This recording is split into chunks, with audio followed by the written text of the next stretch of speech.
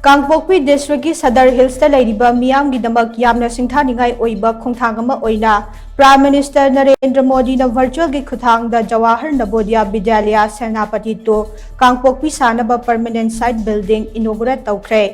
Prime Minister Narendra Modi na virtual gi Khuthang Da inaugurate tawbugi thoram aduda Parliament ki member Lorho S Foze Saitu ACG MLA Haukhelet Kimgen amade KANGPOKPI district ki DC Mahesh Chaudhary na maru oiba mithung lensing oina hakthengna saruk yakhe khongthang asibu paikhat nabo honabada textile commerce and industry department amade cooperation minister Nemcha Kimgen laukiba thodang kaya adubu singtharaduna saruk yakhiba singna minister bu thagatpa phongdoknakhe